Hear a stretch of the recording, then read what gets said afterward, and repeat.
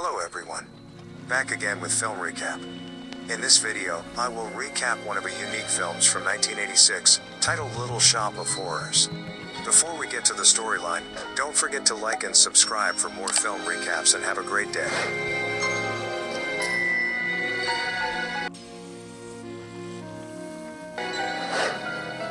At the beginning of the film, we are shown a flower shop employee named Seymour. Seymour isn't alone in the shop, he has a colleague named Audrey. But the difference is Audrey is well cared for by Mr. Mushnick, the shop owner. Meanwhile, Seymour was constantly scolded by Mr. Mushnick for his careless work habits.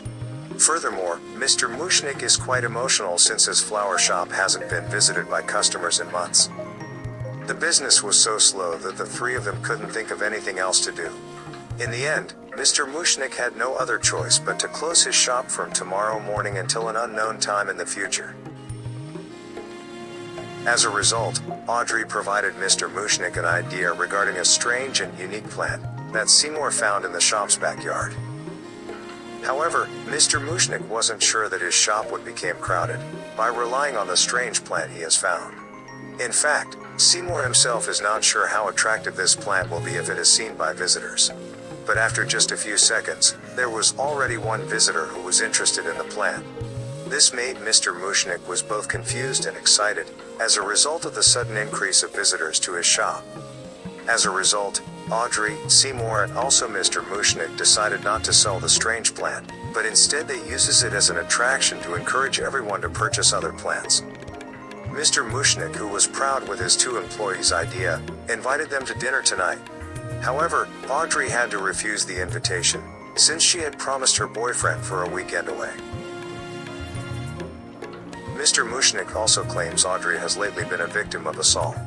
Since dinner had been cancelled, he then asked Seymour to look after the plant as an extra task. At the moment, there really isn't much entertainment for Seymour other than the strange plant he's found. But that wasn't the case. Seymour had absolutely no idea why this plant had wilted in a while. Despite the fact that he was very consistent in fertilizing, watering, and exposed it to sunlight throughout the day. Until one moment, Seymour's hand was pricked by a thorn from another plant, causing him to bleed through his finger. This is the moment when Seymour notices that something is wrong with the plant.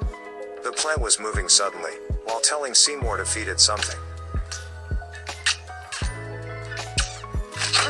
Plus, the only food requested turned out to be the blood on Seymour's finger.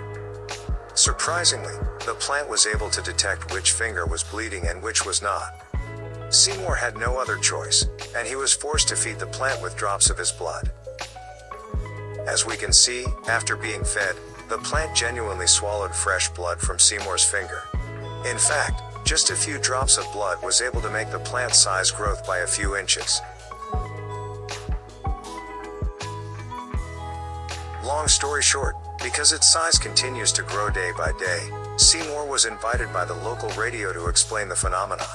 However, the only thing that no one else knew about the plant was that it was sucking Seymour's blood all the time. Seymour was forced to feed it with his own blood every time, despite the fact that he had no idea how long he'd have to do it. Moreover, the plant grows so quick until it reaches the height of a teenager. This attraction makes local residents excited to come to the shop, which keeps Mr. Mushnick busy to serve them. Mr. Mushnick also doesn't seem to care about Seymour at all, despite the fact that Seymour has made significant sacrifices. As a result, Audrey, who had become Seymour's only confidant, planned to take him for a walk that night. After that, the scene switches to Audrey's boyfriend, Oren. He works as a dentist and has a habit of using violence in the course of his profession, which causes his patients to be traumatized and unwilling to return. Seymour, who was excited to spend time with Audrey, suddenly approached by Oren in front of his house. From here, it turns out that Seymour has been living in Mr. Mushnick's flower shop all this time, since he had no family in the city. He had also witnessed how Oren treated Audrey. In other words, this proves Mr. Mushnick's claim that Audrey had always been a victim of her boyfriend's aggression. Seymour's plan was therefore cancelled, and he returned to his daily routine of spending time with his strange plant. However, just as he was about to go to sleep, the plant suddenly wilted again. Following that, he was shocked to hear the plant was able to speak. Of course, the plant immediately told Seymour that it was time to feed it. The problem is, no matter how Seymour continues to refuse and avoid, the plant kept forcing him to find it a food. Seymour didn't really know what to do at the time. He then saw Oren, who was forcing Audrey to walk home as a punishment. Seymour, who saw this, could no longer hold his emotions, and he eventually set up a plan to carry out an assassination. The next day, he deliberately came to Oren's workplace and pretended to be a patient. But before that, he had to wait for Oren to finish treating one of his patients. After minutes of waiting, it was now his turn. Before dealing with Seymour, Oren put on the gas mask he had just bought while traveling with Audrey. I'm not sure what his purpose was, but what is clear that Seymour immediately took advantage of the situation to shoot Oren. However, the problem is he doesn't dare to kill people, and Oren was finally killed by his own mask right away. As a result, the body of Oren, who had died, was dragged by Seymour far away from the place, until he arrived at the flower shop. Oren's body then was dragged back into the backyard to be cut into pieces. Mr. Mushnik, on the other hand, seems to have been away and is now walking towards his house to return home. Plus, his house was just next to his shop, causing him to hear Seymour's axe swinging. As a result of his curiosity, Mr. Mushnik then went to find out, and he saw Seymour dismembering someone's body. After that, he immediately fed the plant with Oren's body. As the day passed, Seymour, who was worried about his actions, saw Audrey, who was being approached by two policemen. It turned out that the two policemen questioned Audrey regarding the disappearance of Oren, who was not working today. When Seymour heard of this, he told Audrey to forget about Oren, who was always assaulting her. Plus, Audrey admitted that she actually couldn't stand Oren's presence anymore.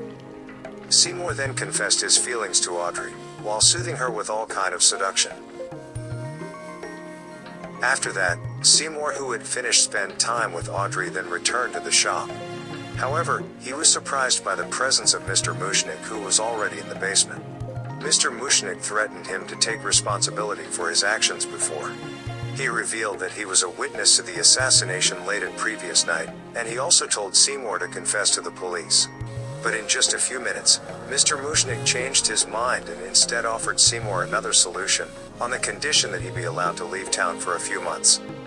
In the meantime, Mr. Mushnik will look after the plant himself. But, Mr. Mushnik was not welcomed by the plant, which instead turned him into a meal that he ate in his own shop. A few days after the incident, instead of being a fugitive, Seymour was visited by many of TV companies. A large number of media outlets requested Seymour's signature in order to have interviews with him. At this point, the plant had grown to the point that it was touching the shop's ceiling. When the interview was about to start, the plant suddenly wilted again, leaving everyone confused. As a result, Seymour then rushed them all out, claiming he was going to provide medication to the plant, despite that he was just confused how to feed the plant in such crowded conditions. After that, Seymour got an idea when he saw his girlfriend. The idea is he planned to use the money from the TV company as well as the magazine to get out of the city. Plus, their lives will undoubtedly be more peaceful, without the presence of that plant. In the evening, Seymour attempted to secretly run away, leaving the wilting plant without food. But he was again forced to look for food, which he finally agreed to. But since he was in a hurry, he just planned to buy an animal meat. At the same time, Audrey, who was on call, saw the plant moving while staring at her. As a result, Audrey became curious, until she went straight to the flower shop. As she entered the shop, she was surprised to hear that the plant was able to speak to her. But unfortunately, Audrey was immediately pulled and swallowed at the moment. Seymour, who had just arrived, immediately tried to save Audrey, who had been swallowed half her body. Well, despite the fact that Audrey was successfully rescued, but in the end, she had to die because of the poison from the plant's mouth. He was sad because the only woman he loved had to die in front of his eyes. Seymour, with a broken heart, made Audrey the last food for the plant. Once Seymour finished feeding the plant, he was at a loss for what to do, so he rushed to the top of the building and decided to commit suicide. However, he was surprised by the presence of journalists who was already on the rooftop. The reporter admitted he had taken some parts of the plant at the time of the interview. The result of his actions were not in vain, since he managed to grow a similar plant in his house. Even worse, the journalist, who had been tempted by $1, decided to produce the plant in large quantities. And of course, he will sell these plants to everyone who are tempted to have them. They had not yet realized the disaster for humanity would soon occur as a result of this idea. At the same time, the plant's mother grew much larger than before. Plus, the mother plant produces a large number of offspring. In the end, Seymour, as a keeper for the plant, was eventually devoured alive.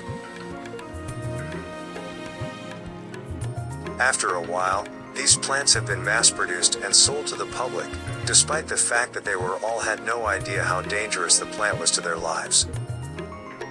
In just a few days, the plague of giant plants had started, which caused life in the city to fall in an instant. They had to witness such a large man-eating plants had taken over the city instead of zombies. All the giant plants had threatened human life, no matter the place or situation. And the film ends. Okay guys, that's all the recap for the Little Shop of Horrors. Thanks for watching. See you again in the next video.